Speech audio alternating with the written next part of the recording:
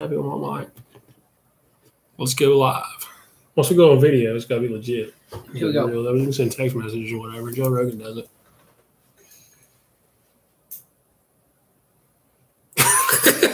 Drew's back, everybody. Back in the game. Back. He's back. I was just going to make that an awkward pause to kick off the show. Good evening. Drew's back. We have a little bit of a studio audience tonight. Good evening. A.K.A. Peanut Gallery. Drew's back. He's been out of town. We told him last week you were out of town on business. Technically. We didn't say It's that okay. word. We kept saying we weren't going to say it. I want to see how long we can go in this episode without saying it. I'll let you see how long you can ride Right. it out. So we told him you were out of town on business last week. Business. We said it the week before. But anyway, welcome to the Burnham podcast presented by Fire Christian Media. I'm Fire Christian Media editor and chief, Danny Burnham. This is my co-host / brother, Drew Burnham. Good evening. Good evening. Welcome back. Welcome back indeed. Drew's been out the last 2 weeks out of town on business, like we said. But he's back tonight, and we're going to talk about Christians and self-defense, armed defense, martial arts, all those kind of things that kind of fall under that umbrella. But first, we want to take a moment to plug our sponsors, Water. We're still plugging Water. That's right. Because we don't have a sponsor. But if we did, here's what would happen. We would talk about how awesome your sponsor is. Like Water, for example. Water is that's the most important thing to sustaining life, except for maybe air and water right there. You drink it, you bathe with it, you cook with it, you clean with it. It's multifunctional. It washes stuff that was dirty. You put water on it, and then it's not dirty anymore. It's awesome. It's good stuff. I kind of want to get rid of water, though. I would love to get rid of water. Mainly because water doesn't pay. 100% of people who have drank water in their life have died. That's true. At some point. Water's not writing us big checks at this point. We're not talking about any brand of water. We're talking about water. But all that is it's a little bit of a gaffe, to sort of give the example of what we would do. We'd read your company bit here, and it would go right up front of the show. Hey, so-and-so's such and such company right here sponsored, whatever. Anyway, that's how it go. So for now, it's Water because we don't have anybody else to sponsor the show. Whatever. It's all good. We'll get there one of these days. Title of this week's episode is Fight Me. Okay. Fight Me. That's what we're calling it. It's about martial arts, self-defense, and how all those things pertain to Christians. Drew, first of all, before we even get into that, where you been? How's it going? It's been good. You've been gone for 2 weeks. It's been good. I've been in South Georgia. You can say the word. It's okay. Recruiting for football. Football. Yeah. So they sent me team sent me to South Georgia. I've been down there for 2 weeks, covering all the high schools down there. And if you're new to the show, Drew is a college football coach at Shorter University in Rome, Georgia, where we are. Go Hawks. Go Hawks, Fly Hawks, all that good stuff. So you went to South Georgia. Yeah, went to South Georgia, covered that whole area. I've got from Savannah all the way over to Alabama, out I-16, all the way to the line, and then all the way down to Florida. So I covered a pretty big area. Saw a lot of really nice places, saw a lot of not so nice places. A lot of great people, though, man. There really is a lot of guys down there, and had a lot of good conversations with the high school coaches down there, and figuring out, when you grow up in this state and you keep up with the ball, there's the big persona that the South Georgia ball. That's just all there is. And getting to sit down and talk with those guys, they really do care about their kids. They really do want to do right by their kids. They really do want to take care of those guys. And that's a priority for them. And it was a really, really cool experience getting to meet a lot of those guys down there and see how they do things and see how they care for their guys. Well, that's cool. That's good stuff. But now you're back with us. You're back here. You guys are getting ready to roll into your summer program and, get geared up toward the fall. For football. But tonight we're going to talk about fighting. It's going to be awesome. Are you ready? Are you ready? Everybody's ready. Let's do it. Drew has with him a list of questions. I'm going to read a particular scripture passage first, and then we're going to come back in just a little bit and kind of reiterate on it again. Psalm 144. You might have seen it before. It starts with, "Blessed be the Lord, my strength with which teacheth my hands to war and my fingers to fight." Easy for you to say, right? My goodness and my fortress, my high tower, my deliverer, my shield, and he in whom I trust, who subdueth people under me. So there's different types of martial artists, and the psalmist, I think, in this case was either a wrestler or a jiu-jittiero, I believe is how you say it. Jiu-jittiero. Jiu-jittiero. Is that the industry term? It is. Maybe a judoka. It talks about subduing people under him. And a wrestler, you're putting the pile driving the guy, and he's going, not that fake stuff on TV. I'm talking about two dudes wearing tights, laying on the mat and hugging, wrestling, like serious stuff. I'll make fun, but I coached wrestling for 4 years in high school. It's a man's game, y'all. But the psalmist here, this sounds pretty serious, right? I mean, the Lord is teaching my hands to war. That's intense. I looked up the original fingers to fight. The finger, yeah, it's intense. It's like the thumb wars, and no, this guy. I looked up the word for war, and I can't pronounce it, so I won't try here. But in the original language, the Bible was written in. You know what it means? Like literal translation, it means war. So I never would have guessed. No, right? Well, sometimes you're like, you translate a word from English back to like the Hebrew or the Greek that the Bible was written in, and it's like not a different word, but like their languages are so much more complete than ours. Yeah, we have like 30 words in a verse, and you read it in the original Hebrew, and there's like four words. Yeah, and it sums it all up. But war is war in there. So we're talking about like fighting here, like really, like real live actual fighting that the psalmist is, we assume it's David that wrote most of these, is thankful that God taught him how to do. And, we see David kill the giant and countless other people in his, while Saul's trying to kill him and he's running, and you got David's mighty men later on and all this stuff. And he was a scrapper now. He was a scrapper. From a young age.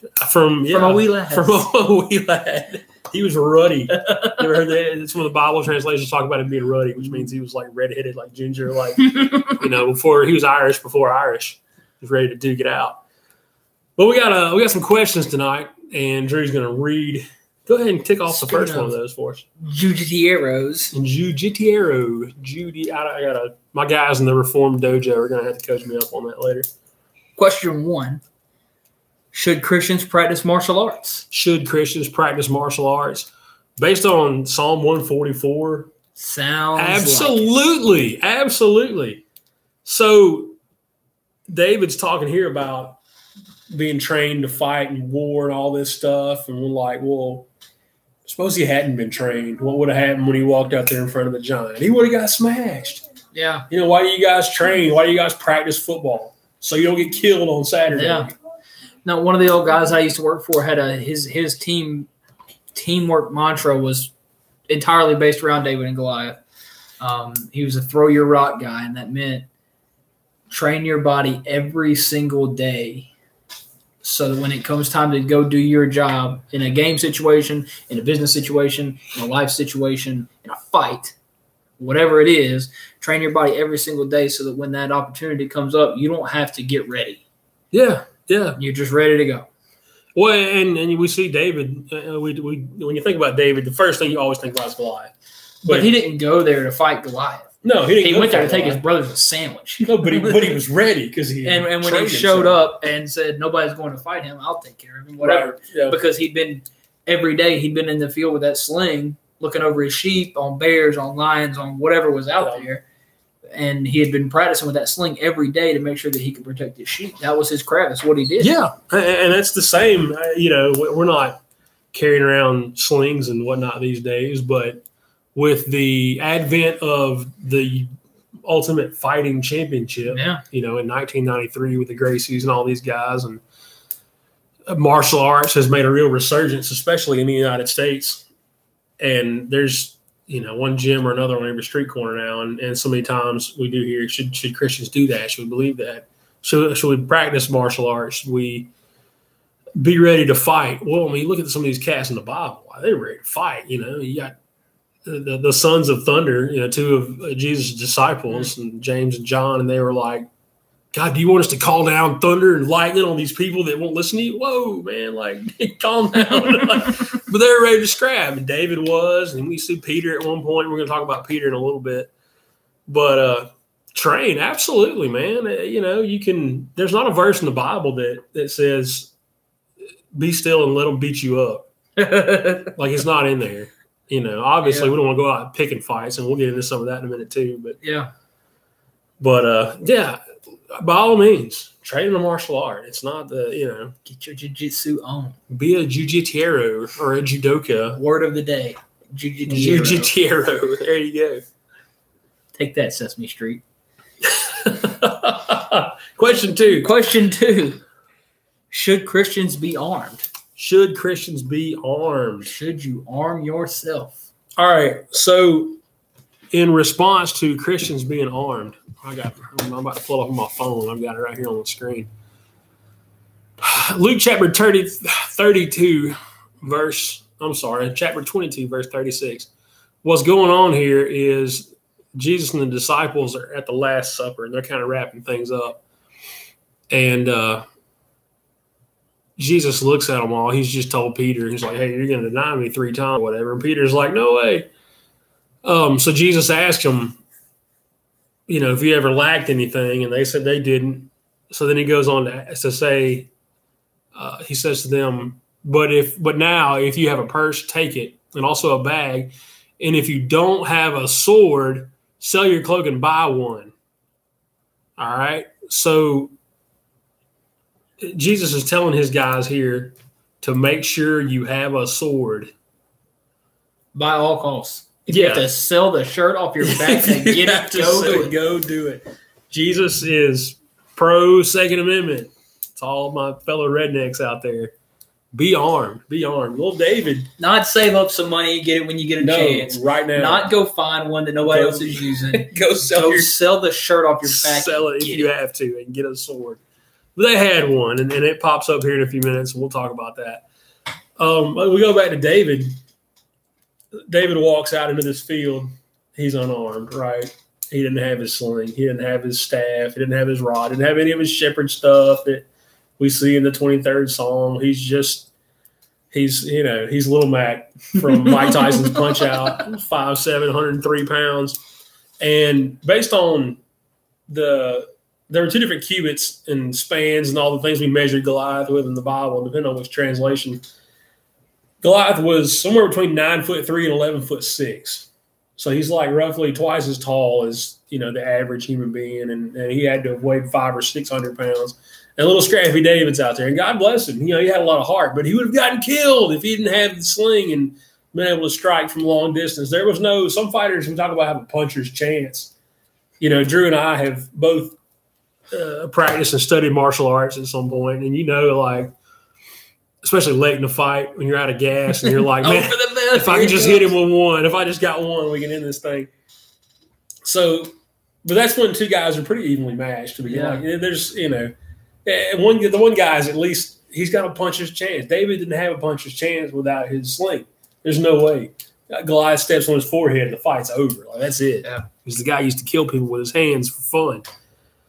So, David was armed. Jesus is telling his guys here in Luke 22, be armed, go whatever you got to do to be armed, do it. So should Christians be armed? You don't have to. Sounds an awful lot like it. It does sound like it. And there's different schools of thought. John Piper, love John Piper, great guy, wonderful teacher, maybe the best of our time. Doesn't believe in self-preservation whatsoever at all. And he's like, man, if they come at you, they just got you, and that's him. God bless him. He knows what his reward is going to be. So he's not really worried about it. There are those that choose to arm themselves or practice martial arts or whatever the case may be and be ready for an attacker, and not even maybe from a self-preservation standpoint, but from a protecting others standpoint. I got my family and I'm not just going to stand by and let them get slaughtered. If I could go down to my local gun shop and buy a tool from the David story, it's kind of his deal.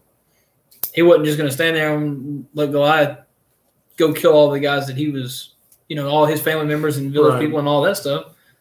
That's why he didn't do it, because he was like, well, there's a gigantic guy. It'd be pretty cool if I killed him. Right, yeah. He wasn't in it for the glory. That wasn't the thing, So it was all defense.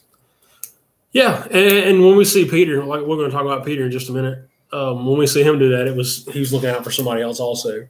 But yeah, firearms. I mean, it said sword, and in 2018 we kind of transposed that into firearms because I mean I guess you can carry a sword if you want to. I mean, I wouldn't advise it. It's tough to conceal. You know, they frown on it when you go into Benihana's with a sword on your belt. But if you got your little 380 in your pocket, then nobody knows about it. It's a little different story. But I mean, if you want to carry a sword, carry a sword. It's your thing. But yeah, be armed. I don't. There's nothing wrong with being armed. Plenty of instances in the Bible of guys using armed defense for one thing or another. Samuel hacked Agag into pieces. Like that's a verbatim. Into pieces. Into pieces. They wanted Saul to go kill the guy and all his people, and they were evil, terrible people, the Amalekites. And in the end, Saul tried to like go halfway and still keep some of the good stuff they found over there. They weren't supposed to do any of that. So Samuel just goes and hacks Agag into pieces before the Lord. Pieces. It was intense.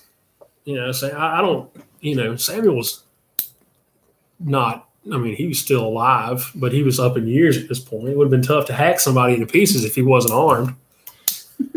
So yeah, arm yourselves by all means. That's not. I don't think God has, especially if you're, if your heart's in the right place and you're using it to defend innocence and things like that. But anyway, next question. What's our Question 3. Question 3.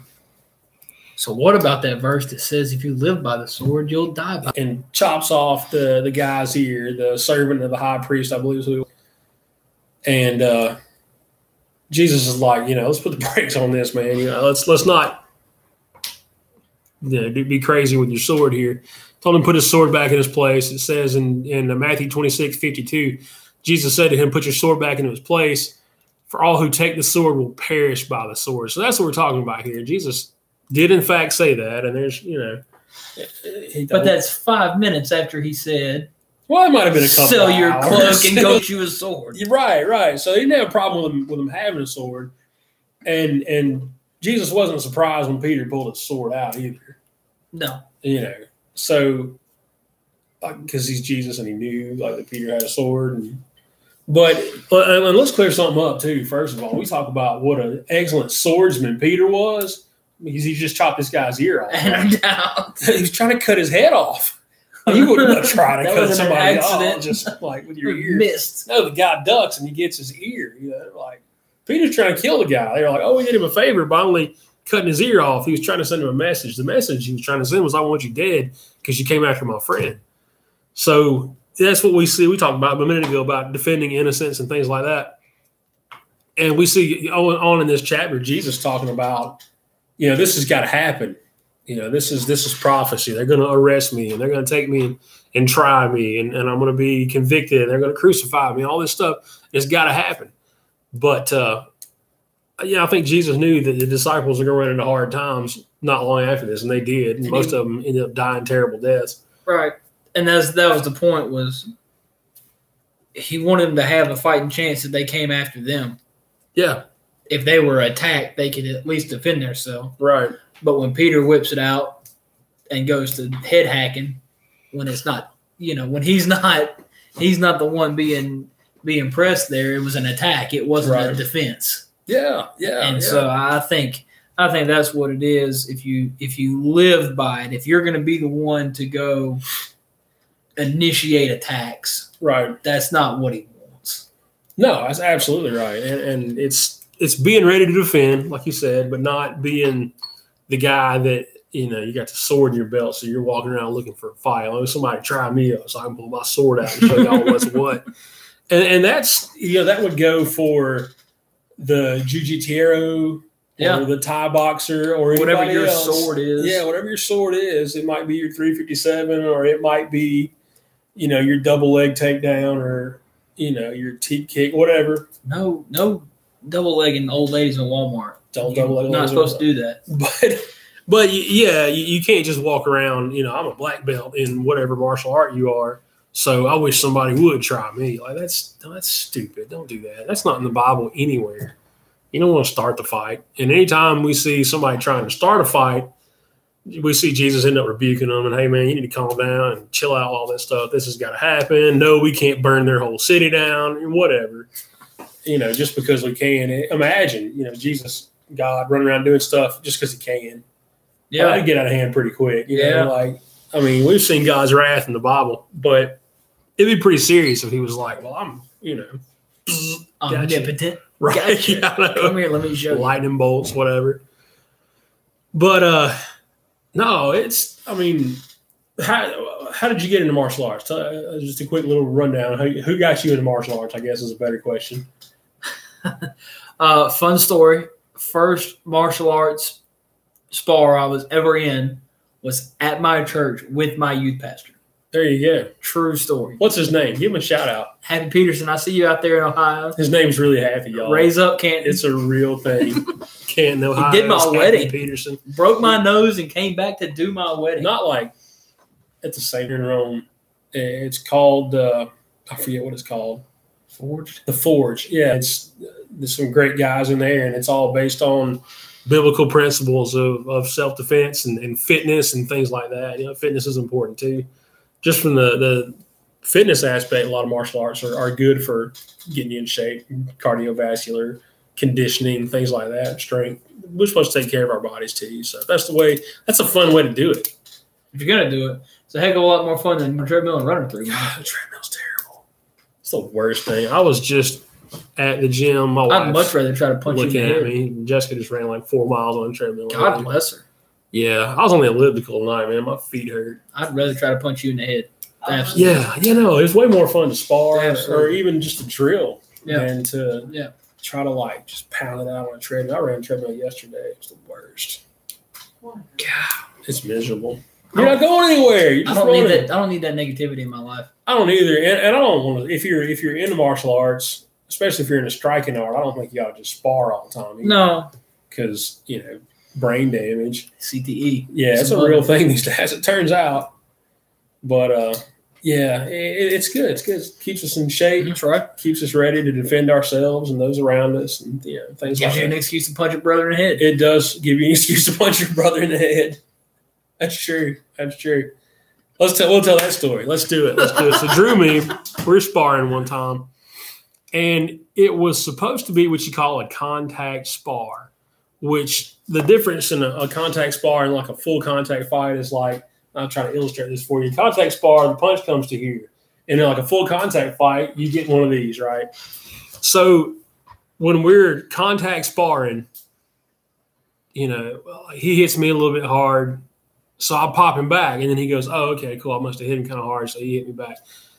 Well, I'm not sure. And then you kind of cool it, but yeah, I don't know who started it, but one of us hit the other one a little harder than the other one thought. So he hit me. I better stick him back and let him know. So we trade, and then wow, why did he hit me like that? So it kind of goes, and it escalates to the point where we're just throwing bombs at each other, and late in the fight, we fought 3 rounds, and late in the fight, I was tired, and I see this big haymaker coming, and instead of ducking, my whole body, I was worn out, and my core conditioning was terrible. So instead of ducking I just dipped the top of my head down, and I took it right in the top of the head, and I felt it go all the way down my spine, jam my neck, and the room turned white and spun around a few times. And I was like, well, all right, I'm just going to back up and circle out a little bit. So full disclosure, I knew that one was a little bit hard. Yeah, it was I threw that one. I wasn't even mad. It wasn't like I was mad. It was fun. We were having a good time, just throwing bombs at each other. It was kickboxing, so there were kicks involved too, and it just it escalated into. We were just wearing each other out. So post-spar tradition, we always went to Taco Bell afterwards. Taco Bell's closed that night. So that was the night we ended up in Crystal. So we go to Crystal instead. We were really, really late that night. Us and a bunch of our buddies. And me and Drew. We had a bunch of people there that night. It was great. Busted up sunglasses at 2 o'clock in the morning, all kinds of stuff. There's paramedics in there eating that night. They look at us. They're in line in front of us. We walked in the door. And they're like, what happened to you guys? Turned around the paramedic's face. We were like, we're fine. We're fine. Turn around. We're all right. Order your food. Don't worry about it. So that night I'm sitting, everybody's gone. Like I'm at my house alone that night. Hours later, it must have been 3 or 4 o'clock in the morning at this point. I hadn't been to sleep, and I'm just sitting around all of a sudden, and I'm like, man, face hurts, hands hurt, feet hurt. And I look, I see my gym bag, and like it's kind of half zipped, and there's like my punching bag, my gloves, and my hand wraps and things are laying around. I was like, man, did I fight tonight? So I'm texting people like, were you at my house tonight? Were you with me? Like, what happened? And I didn't remember any of the rest of that stuff until like people were texting you back, man. You and Drew beat the crap. I know you guys were like throwing bombs. People that weren't even there, though, I'm texting them like, "What happened? Do you know?" Like, my neighbor, like, "What's that?" People they had no idea, but it all came back to me later. Turns out I had like a concussion or whatever. But yeah, you're welcome. Yeah, because we were pretty irresponsible. I wasn't doing too good at myself. Well, I don't know. Yeah, we just hammered each other, but yeah, what a time to be alive. It was, but that was 2 people though that had agreed more or less to these rules, and we had protective gear on, and we mouthpieces, and gloves and things, So anytime 2 people talk about like cage fighting, like, oh, you can't do that. Yeah, you can cage fight. It's 2 guys that agree to get into this thing. There's a set of rules. Yeah, I don't know. It's funny because you think you get in there, and when something escalates like that, and now you're just getting punched in the head hard over and over and over again. Yeah, a referee or somebody to like verbalize. Well, not even that, but what you said a while ago, you would think that if that was how it worked out, and I hit you harder than you think, and then you give it back, but I didn't know I gave it to you the first time, so I bring it back again. And you would think that somebody get mad. Yeah, and you just don't. Well, that's they ring the last bell and you hug it out and you go to Taco Bell. I always tell people that about fighting, like. And it sounds funny to hear somebody say it the first time, but you can't fight mad. Mm-mm. Like you can't be mad because then like I'm just throwing haymakers, and that's when you do this and you push on top of right, yeah, or you're just out of shape. You just take a haymaker to the neck. But you can't fight mad. It's got to be a control thing, and a lot of self-control. Yeah, it really is. Or you're just trying, and it wasn't. I don't know. It was just funny. It was some of the most fun I ever had with a pair of boxing gloves on. It was great. But you can't go out looking for the fight. You don't be that guy, whether it's your gun or your hands or whatever you're skilled with. You don't want to be the one to live by the sword because you end up dying by the sword. But no, 2 people consenting, man, to the rules, and somebody. Problem was, there wasn't anybody in that room that loved us enough to be like, "Whoa, y'all need to chill." You guys no, they were all in the back loving it, man. They had the popcorn back there. They were in business, trying to sell tickets and get people over there. But we should have. We missed out on some money that night. We should have. That was a good one. That was a good one. You idolize a fighter like Vanderlei Silva, and then it comes out in your own fighting style sooner or later. But if you're watching this, I'm going to plug my boys. I mentioned them earlier, the Reformed Dojo on Facebook. If you are a Reformed Christian who is interested in martial arts at all, even a little bit, go out there and check them out. They're going to make you answer some like security type questions to get into the group. But if you're Reformed, you'll know what I'm talking about. You know the right answers. You can get into the group. Some really awesome guys. Now they talk about martial arts and as they pertain to Christians. And then they sometimes will, there's scripture. We talk about, things of God and stuff like that. It's really cool. It's a cool group. So if you're, again, Reformed Christian, holler at them. Check them out. It's cool stuff. Fight analysis, some super, super talented martial artists in there, super knowledgeable guys that know not only there's guys that are like black belts in 3 or 4 different disciplines, but they know, the 1,000-year history of their sport too. So it's a really cool place to be. And you learn a lot about martial arts and self-defense and things as they pertain to Christians.